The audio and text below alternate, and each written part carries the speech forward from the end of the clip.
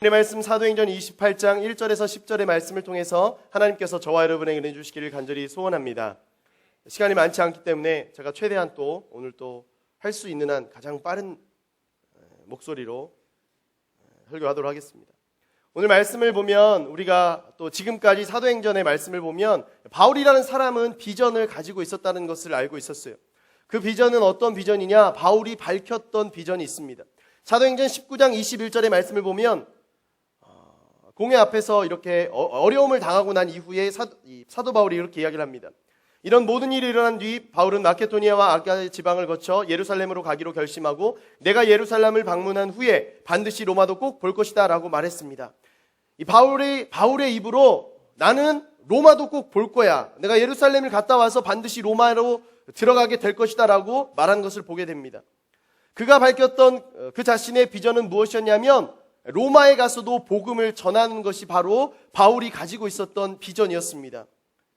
근데 로마에 가서 복음을 전하는 것, 로마에 가서도 예수 그리스도의 복음을 전하는 것이 이 바울만의 비전이었냐라는 거예요. 여러분, 로마에 가서 복음을 전하는 것이 바울만의 비전이었습니까? 아니면 하나님의 비전이었습니까?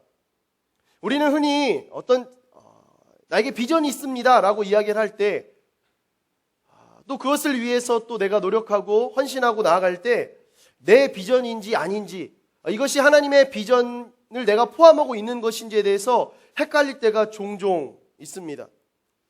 그런데 우리가 알아야 될 것은 무엇이냐면 내가 지금 하고 있는 일, 내가 지금 나아가고 있는 그 비전 가운데 하나님의 계획과 비전이 지금 내가 걸어가고 있는 길과 일치하지 않는다면 그것은 비전이 아니라 나의 욕심, 하나님의 열심이 아니라 나의 열심일 뿐이라는 거예요. 바울은 19장 21절에 내가 로마도 보아야 된다, 예루살렘을 거쳐서 로마에 가서도 복음을 전해야 된다라고 그렇게 이야기했지만 그 자신만의 비전이 아니었고 바울이 밝혔던 그 비전은 하나님의 비전과 계획과 뜻과 연합되고 일치된 비전이었고 계획이었다라는 거예요. 사도행 23장 11절의 말씀을 보면 공회 앞에서 어려움을 당했던 이 바울, 두려움에 벌벌 떨 수밖에 없는 그 상황 가운데 놓여 있을 때 바울 앞에 주께서 바울 곁에 서서 이야기했다라는 거예요. 23장 11절의 말씀에 무엇이라고 이야기하고 있냐면 그날 밤 주께서 바울 곁에 서서 말씀하셨습니다. 담대하여라, 네가 예루살렘에서 나를 증거한 것 같이 로마에서도 나를 증거해야 할 것이다. 19장에서는 바울이 내가 로마까지 가서 그곳에서 복음을 전해야 된다고, 그게 내 비전이라고 당당하게 밝히는 이 바울의 비전을 우리가 볼 수 있었는데 그 비전이 바울의 어떤 열심과 바울 개인의 열심과 욕심, 그의 어떤 계획이 아니었고 하나님의 비전과 하나님의 열심에 합한 일치된 비전이었다라는 것을 이 말씀을 통해서 우리가 알 수 있다라는 거예요. 바울은 자신의 열심과 욕심이 아니라 하나님의 열심을 따라서 로마로 가고자 했던 사람이에요. 그런데 분명히 하나님의 어떤 열심, 하나님의 그 비전, 하나님의 인도하심을 따라서 바울이 로마까지 가게 되는데 그 로마까지의 여정을 놓고 보았을 때 우리가 알 수 있는 게 있어요. 28장까지 오면서 알 수 있는 게 있어요. 그것은 무엇이냐면 하나님의 비전을 따라서 가고 있다고 해도, 하나님의 비전을 내가 이루고 있다 할지라도 그것이 절대 내게 있는 고난을 면제할 수 있는 것이 절대 아니라는 거예요. 내가 하나님의 비전을 이루어 가고 있다고 해서 내 삶이 평탄하고 순탄할 것이라는 보장을 얻을 수는 없다라는 거예요. 우리는 흔히 그렇게 이야기합니다. 기도하고 행하는 일에 있어서 갑자기 일이 꼬일 때, 막힐 때 내가 기도를 잘못했나, 이 일이 하나님의 비전이 아니었나, 자기의 길을 또 자기가 세웠던 계획을 다시금 되짚어 보는 경우를 종종 보게 됩니다. 막히게 되면, 내 생각대로 되지 않으면, 고통스럽고 짜증스러우면 이것이 과연 하나님의 길인가 아닌가를 점검하게 된다는 거예요. 여러분, 꼭 길이 막힌다고 해서 이게 하나님의 일이 아니다, 이건 아니라는 거예요. 하나님이 인도하시고 하나님이 이끌어주시는 길을 간다고 해서 그 길이 100% 순탄할 수는 없다라는 거예요. 고난이 없다라고 내가 하나님의 비전과 일치된 삶을 살아가고 있다고 해서 내 삶에 있어서 고난을 면제할 수 있는 면제권이 주어지지는 않는다라는 거예요. 여러분, 하나님의 비전을 따라 살아가고 하나님의 계획을 따라서 인도하심을 따라 살아간다는 것은 무엇이냐면 철저하게 하나님의 말씀을 따라 살아가는 것을 의미하는 거예요. 하나님의 방법대로 하나님의 인도하심을 따라 살아가는 것을 의미한다라는 거예요. 인간적인 편리나 권리가 보장되는 것이 아니라, 넓고 편한 길이 나에게 주어지는 것이 아니라, 좁고 험한 길이라 할지라도, 어렵고 힘든 길이라 할지라도 하나님이 함께 하시는 길을 우리는 따라가야 된다라는 거예요. 바울은 그러한 길을 따라가고 있었어요. 자기가 밝혔던 그 비전과 하나님이 주께서 그에게 어려운 상황 가운데 나타나셔서 바울 너가 로마까지 가게 될 거야 라고 밝혔던 이 비전이 일치가 됐는데, 그 일치된 가운데서도 그 이후로도 고난이 끊이지 않았다는 것이죠. 27장에 이제 로마로 가게 되는 여정 가운데서 가이사랴에서 아름다운 항구 이 미항을 거쳐서 가게 됩니다. 가게 되는데 유라굴로 광풍을 또 만나게 되죠. 이 광풍을 만난 것에서 끝난 것이 아니라 배가 파손당하여서 이 몰타 섬에 이르게 된다라는 것이죠. 하나님의 비전을 이루어 가고 있고 내가 가고 싶어서 가는 게 아니라 하나님이 보내셔서 가고 있음에도 불구하고 죄인의 모습으로 가게 됐고요. 유라굴로 광풍이라는 그 폭풍우를 만나게 됐고, 폭풍우 가운데 배가 완전히 파손당해서 결국에는 이 몰타섬에 표류해서 몰타섬으로 들어가게 되었다라는 거예요. 바울의 이 과정을 보면 우리가 알 수 있는 것, 비록 하나님의 계획이고 하나님의 비전이고 하나님의 약속 안에 있다 할지라도 성취되는 그 꿈이 이루어지는 그 비전이 이루어지는 그 모든 과정에 어려움과 고난이 있을 수 있다라는 거예요. 그러나 우리가 어려움이 있어도 결코 두려워할 필요가 없습니다. 어려워할 필요가 없어요. 왜냐하면 하나님은 상황과 여건을 나에게 약속하신 것이 아니라 너와 함께 하겠다라는 것을 약속하시는 분이시기 때문에 그렇다는 거예요. 그것이 편한 길이다, 이것이 지름길이다 라는 것을 약속하시는 게 아니라 내가 너와 함께 할 것이다 라는 것을 약속해 주시는 분이시기 때문에 우리는 그 약속을 믿고 갈 때 절대 어려워할 필요, 괴로워할 필요가 없다라는 거예요. 로마로 갈 때 가이사 앞에서 재판을 받기 위해서 죄인의 신분으로 포박을 당해서 감금된 채로 가게 돼요. 그러나 죄인의 신분으로 갔지만 그 가운데서 복음을 전하는 사람의 모습을 잃지 않았습니다. 유라굴로 광풍을 만났을 때도 그랬어요. 배에서 모든 사람들이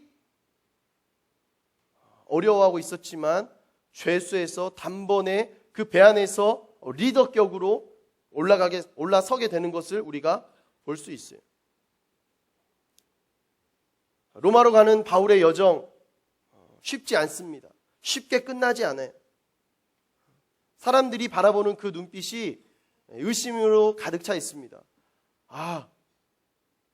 저는 하나님의 사람이라고 이야기하지만 저렇게 고난을 당하기도 하는구나. 하나님을 믿어도 별 볼 일 없구나.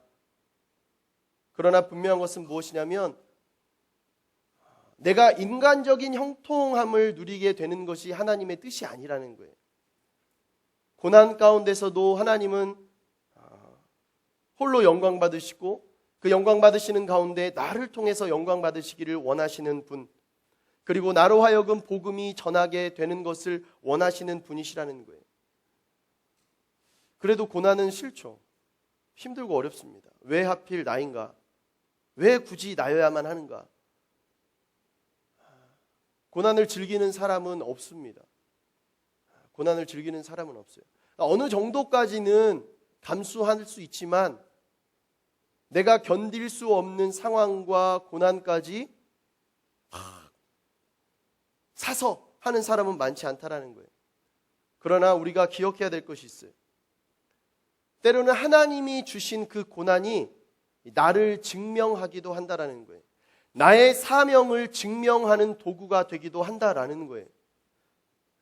1절부터 6절까지의 말씀이 있는데, 이 바울 일행은 유라굴로 광풍으로 인해서 배가 좌초당했어요. 파손됐습니다. 그리고 몰타섬으로 들어가게 됐어요. 바울 일행은 육지에 도착한 지 얼마 되지 않아서 그곳에 머무른 이후에 그 섬이 어떠한 섬인지를 나중에서야 알게 됐어요. 1절의 말씀 보면 무사히 해안에 도착하고서야 그곳이 몰타섬인 줄을 알게 됐습니다 라고 기록한 것을 보게 됩니다. 개역개정 성경에는 이 섬의 이름을 멜리데라고 이야기를 해요. 이 멜리데라는 것은 당시에 이 페니키아의 선원들이 붙인 이름이었어요. 이 몰타섬의 별명이 이 멜리데라는 섬이었는데, 이 멜리데라는 이름의 뜻은 무엇이냐면 피난처라는 이름의 뜻을 가지고 있어요. 쉽게 말해서 뭐냐면, 고난을 당하고 배에서 굉장히 어려움을 당했어요. 내가 어디로 가게 되는지를 전혀 몰랐어요. 276명의 사람들이 다 같이 조난을 당해서, 파선을 당해서 이리저리 표류하게 됐는데 그들이 섬으로 같이 들어간 거죠. 그 섬에 들어갔는데 이 섬이 어떠한 섬인지를 몰랐어요. 근데 나중에 알고 보니까 이 섬의 이름이 피난처라는 거예요. 여러분, 하나님은 반드시 피할 길을 내주시는 분이세요. 우리는 지금 내가 이 고난 가운데, 이 어려움 가운데 내가 지금 어디로 가고 있는지 모르고 이 고난의 끝이 어딘지 모른다 할지라도 하나님은 그 고난 가운데 피난처를, 피할 길을 이미 예비해 두신 분이시라는 거예요. 유라굴로 광풍이 나에게 다가온다 할지라도 여러분 두려워할 필요가 없어요. 지금 내가 겪고 있는 그 고난이 아무리 크다 할지라도 괴로워할 필요가 없습니다. 왜냐하면 내가 하나님의 사명자이고 내가 하나님의 비전을 따라서 살아가고 있다면 반드시 나에게 멜리데 섬을, 몰타섬을 하나님께서는 허락해 주실 것이기 때문에 그렇다는 거예요. 여러분 생각해 보십시오. 이 섬이 피난처라고 별명이 지어질 정도면 얼마나 많은 배들이 당시에 조난을 당하고 죽음을 면치 못하고 가까스로 살아서 그곳에 가게 되었겠습니까? 그런데 바울 일행은 그 고난 가운데 결국 하나님이 인도하셔서 이 피난처로 친히 인도해 주셨다라는 거예요. 이 고난 때문에 바울은 더 확실하게 알 수가 있는 거예요. 아, 내 사명은, 내 비전은 절대 가벼운 것이 아니구나. 이 사명이 있는 한 하나님은 반드시 나를 책임져 주시는 분이시구나. 여러분, 때로는 이 고난이 나의 사명이 중요한 것인지를, 내 비전이 지금 절대 가벼운 것이 아닌 것을 알게 해주는 중요한 기준이 되기도 한다라는 거예요.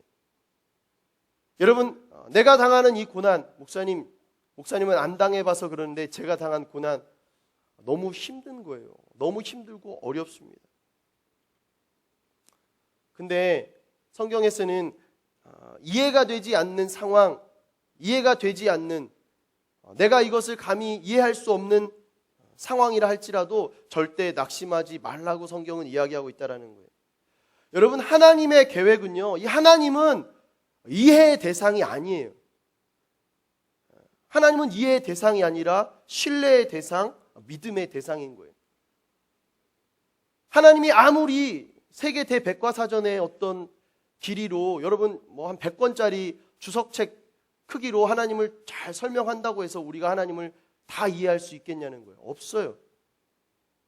하나님은 이해할 대상이 아니라 신뢰와 믿음의 대상이기 때문에 그렇다라는 거예요. 여러분, 구약에서 욥이라는 사람을 우리가 알고 있죠. 욥은 고난의 아이콘이었죠. 고난이 계속 끊이지 않는 사람이었어요. 근데 욥도 결국에 마지막에 가서 너무나 힘든 거예요. 근데 하나님이 언제, 어디서, 어떻게 나타나셨냐면 욥기 38장 1절에 보면 뭐라고 이야기하냐면 그때 여호와께서 회오리 바람 가운데서 나타나 욥에게 대답하셨습니다. 개역개정 성경에는 폭풍 가운데 하나님께서 나타나셔서 욥에게 대답하셨다라고 기록이 되어 있어요. 여러분, 때로는 폭풍 가운데 내가 하나님의 대답을 들을 수가 있는 거예요. 내가 이해할 수 없고 너무나 힘든데 하나님이 폭풍 가운데 나타나셔서 우리에게 친히 대답해 주시기도 한다라는 거예요. 유라굴로 광풍과 같은 어려움과 고난이 있습니까? 이해할 수 없는 상황이 있고 괴로운 어떤 조건이 내 삶에 펼쳐져 있습니까? 그래도 감사할 수 있는 여러분들이 되었으면 좋겠어요. 왜냐하면 하나님은 절대 고난을 고난으로 끝나게 두시는 분이 절대 아니시기 때문에 그렇다라는 거예요. 여러분들을 향한 하나님의 계획은 고난이 아니에요. 나를 향한 하나님의 목적은 고난이 아니라는 거예요. 고난은 하나님의 목적을, 하나님의 뜻을, 하나님의 계획을, 하나님의 비전을 이루기 위한 과정에 지나지 않는다라는 거예요.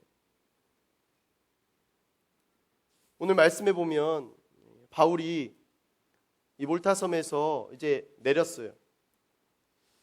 거기에 있던 원주민들이 이 사람들을 이제 영접했어요. 와, 이 사람들 이 큰 광풍 속에서도 살아남은 사람, 야, 이 신의 가호가 있는 사람들이구나 라고 생각한 거죠.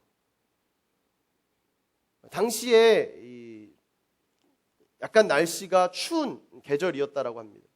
그렇기 때문에 28장의 말씀을 보면 나무를 이제 해서 떼야 되는 거죠. 불을 떼야 되는 거죠. 근데 나무를 모아서 바울이 불을 붙이려고 하는데 불을 붙였는데 어떻게 됐습니까? 파충류는 동면이라는 것을 하죠. 저체온증으로 들어가면서 이제 동면이라는 것을 하게 되는데 제 생각에는 아마도 이 나무까지 같이 있던 뱀을 불에 집어넣으니까 뱀이 놀래가지고 아마 나왔던 것 같아요. 바울이 있어서 바울의 팔을 확 물었던 것 같아요. 저였다면 어땠을까요? 야, 진짜 하나님 너무한 거 아닌가. 바다에 빠쳤다가 겨우 건져놓고는 불 좀 따다니 좀 쬐려고 하니까 뱀이 내 팔을 물어서 와, 나는 이제 죽었구나. 왜 하필 나인가? 딴 놈들은 지금 움직이지도 않고 가만히 있는데 내가 솔선수범해서 나무를 떼가지고 이렇게 불까지 붙였는데 왜 하필 나지? 적어도 뱀이 나를 피해가야 되는 거 아닌가? 라고 생각할 수도 있을 것 같아요. 때로는 고난이 내게 닥칠 때 억울하기도 한 것 같아요. 왜 나지? 세상에 많은 사람이 있는데 왜 하필 난 거야? 근데 오늘 말씀해 보면 바울이 이 독사에게 물려 죽었다면 당시에 사람들이 처음에 이렇게 생각한 거예요. 말씀을 보면 이 폭풍에서 살아났기 때문에 이 사람은 신의 가호가 있는 사람들이다. 그래서 원주민들이 이 사람들을 영접한 거예요. 근데 바울이 물렸어요. 원주민들이 어떻게 생각하고 주변의 사람들이 어떻게 생각하면 얘는 진짜 죽을 죄를 졌구나. 신이 벌을 내렸구나. 뱀을 통해서 독사가 물어서 얘는 죽을 팔자구나. 이렇게 생각한 거예요. 쟤는 진짜 죽을 죄를 지은 죄인이구나 라고 생각했는데 죽지 않는 거예요. 여러분, 고난이 닥쳤는데 고난에 반응하지 않으니까, 바울이 반응하지 않으니까 사람들이 바뀌기 시작하는 거예요. 와, 이 사람은 진짜 신이다. 뱀의 독에도 어려움을 당하지 않는구나. 뱀이 물어도 죽지 않는구나. 오히려 뱀이 물었기 때문에 바울이 대단한 사람이 된 거죠. 이 고난이 있었기 때문에 바울이 그곳에서 더 특별한 사람으로 대우를 받게 되었다라는 거예요. 여러분, 때로는 내가 고난을 받을 때가 있죠. 근데 고난을 당할 때 우리의 모습이 조금 달라졌으면 좋겠어요. 어떻게 달라졌으면 좋겠냐면 고난을 피하고 고난을 떨치고 고난에서 도망치기 위해서 노력할 것이 아니라 고난 가운데서도 바울처럼 여전히 하나님의 사람으로 남아있는 훈련을 우리가 해야 된다는 거예요. 여러분, 고난이라는 것이 나의 정체성을 증명하는 거예요. 뱀이 물었기 때문에 바울은 신이 함께하는 사람, 뱀의 독에도 전혀 해를 받지 않는 대단한 사람이 된 거예요. 하나님의 사람으로 바울이 말하지 않아도 저절로 증거가 되었다라는 거예요. 여러분, 잠깐 나의 상황과 조건 때문에 어려움으로 흔들리지 마세요. 왜? 하나님이 하시면 반드시 이것은 역전되게 되어 있기 때문에, 하나님이 하시면 반드시 이것은 해결될 것이기 때문에 그렇다라는 거예요. 내가 하려고 하면 그 정도 수준밖에, 인간의 수준밖에는 안 되는 거예요. 바울이 뱀에 물렸을 때 난 죽었다, 칼 가와 찢어가지고 막 쪽쪽 빨면서 나 죽었어, 어떻게 빨아줘, 막 이러고 했다면 아마 비참하게 죽었을지도 모르겠어요. 근데 바울은 뱀에 물렸어도 담대했어요. 왜? 유라굴로 광풍 가운데서도 하나님이 살려주신 것을 경험했잖아요. 고난 가운데 하나님의 살아계심을 체험했잖아요. 고난은 바울의 믿음을 연약하게 한 것이 아니라 오히려 더 강건하게, 건강하게 했다라는 거예요. 여러분, 하나님이 우리에게 고난을 주시는 이유는 나의 정체성을 분명하게 해주시기 위함이에요. 하나님의 사람의 정체성을, 나의 믿음을 굳건하게 해주시기 위함이에요. 하나님의 사람의 믿음은 이 정도가 돼야 된다고. 여러분, 고난이라는 것은 어렵고 힘듭니다. 저도 될 수 있으면 고난받지 않기를 원해요. 될 수 있으면 피할 수 있으면 피하고 싶어요. 그런데 저도 말씀을 하면서 여러분들에게 하고 싶은 이야기는 무엇이냐면, 고난이 무서운 사람이 되지 말고 고난 가운데 하나님을 찾지 않는 내 모습을 무서워할 수 있는 사람이 되어야 된다라는 거예요. 여러분, 세상을 살아갈 때 하나님보다 더 큰 고난은 없어요. 하나님이 해결할 수 없는 고난은 없습니다. 하나님이 넘지 못할 고난은 없어요. 내 인생의 가장 큰 어려움, 가장 큰 문제도 하나님이 해결하실 수 없는 문제는 절대 없다라는 거예요. 근데 왜 고민하냐는 거예요. 왜 걱정하냐는 거예요. 왜 두려워 떠냐라는 거예요. 몰타섬에서 바울은 기적을 경험합니다. 근데 그 기적을 경험하는 데 있어서 하나님은 그 기적을 바울만이 알게 지나가게 하시는 것이 아니라 그 섬에 있던 모든 사람들이 알게끔 했어요. 하나님이 살아계시고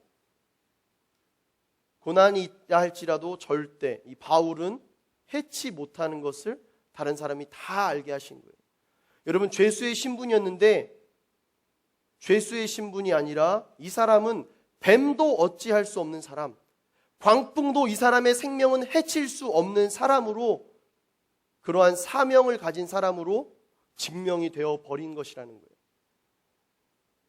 내가 내 스펙을 쌓아서 나의 가치를, 나의 존재를 증명하려면 세상에서 얼마나 힘듭니까? 얼마나 어려워요. 라이센스를 따야 되고 점수를 내야 되잖아요. 학교를 입학해야 되고 졸업할 때까지 정말 힘들게 해야 되죠. 학교 졸업했다고 끝나는 게 아니죠. 되도록이면 큰 회사에, 되도록이면 좋은 회사에 들어가려고 막 노력하는 모습이 있죠. 왜? 그게 내 존재 가치를 증명해 주는 것 같으니까. 내 가치를 인정받는 것 같으니까. 그런데 하나님의 사람은 달라야 된다는 거예요. 하나님의 사람은 내가 내 존재의 가치를, 내 정체성을 증명하는 것이 아니라 하나님이 나의 존재의 가치를, 나의 정체성을 증명해 주는 사람이 되어야 된다는 거예요.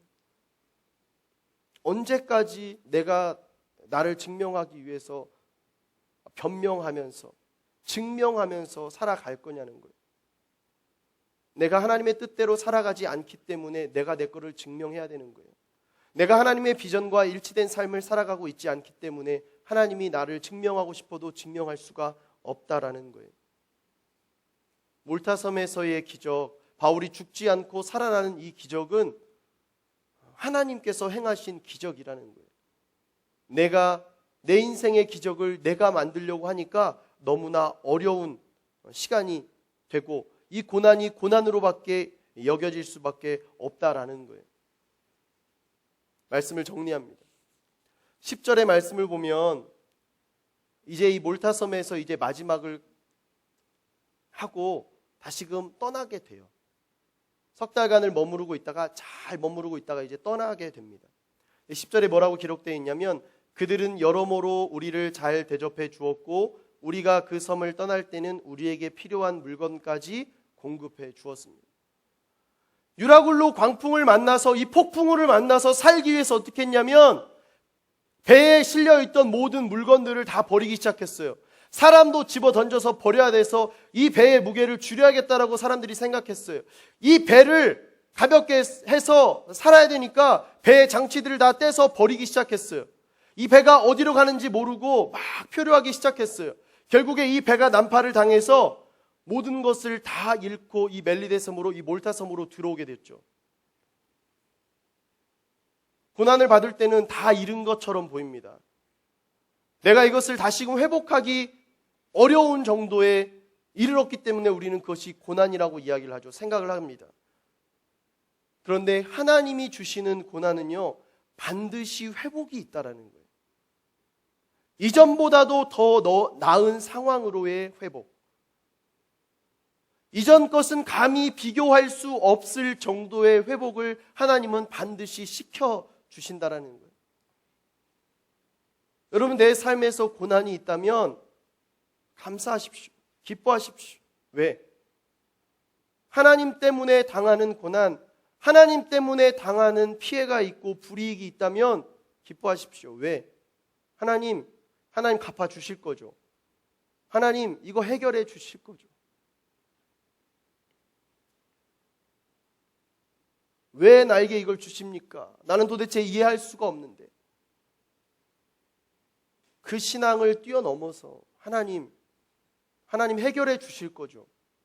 내 믿음을 연단시키기 위해서 지금 나에게 이렇게 하시는 거죠.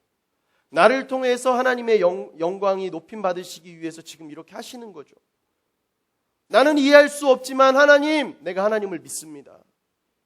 하나님을 내가 이해할 수 없지만 하나님의 방법을, 하나님의 뜻을, 계획을 나는 이해할 수 없지만 하나님을 믿겠습니다. 하나님을 신뢰하겠습니다. 하나님 나를 통하여서 일하여 주십시오. 여러분, 우리는 이러한 신앙을 가진 사람이 되어야 된다라는 거예요.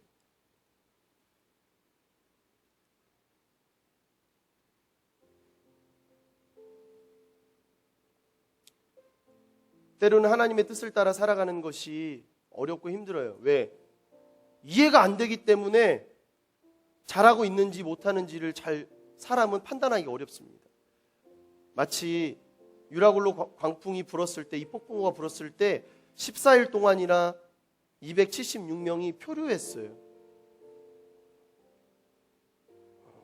방향을 잡을 수가 없고 내가 어디로 가야 되는지 모르는 채로 표류했습니다. 그냥 물결을 따라서 이렇게 떠돌아다니기 시작했다는 것이죠. 276명이 바울과 함께 했던 그 사람들이 14일이 넘는 기간 동안 무엇을 했을까요? 칠흑같이 어두운 폭풍 가운데 그들이 바라볼 수 있었던 것은 하늘이었을 것 같아요. 사면초가라는 것을 우리는 알고 있죠, 사자성어를. 여러분, 사방이 적으로 둘러싸여 있어도 한 군데 막히지 않는 곳이 있습니다. 그것은 바로 하늘입니다.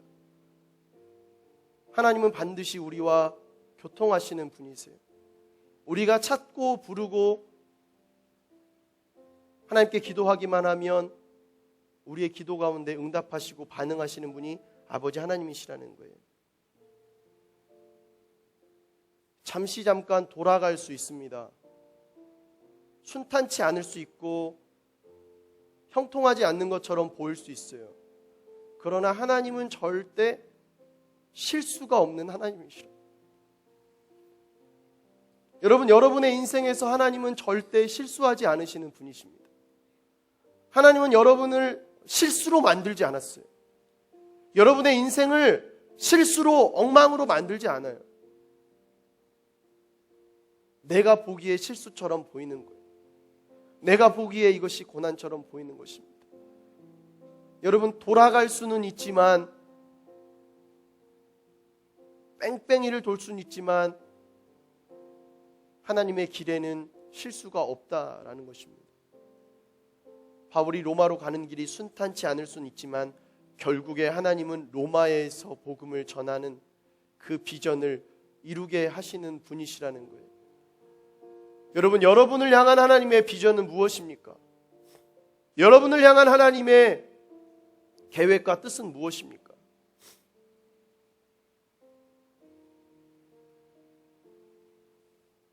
내가 계획을 짜놓고 비전을 세워놓고 하나님의 도우심을 구하는 것, 그것은 어린아이와 같은 신앙입니다.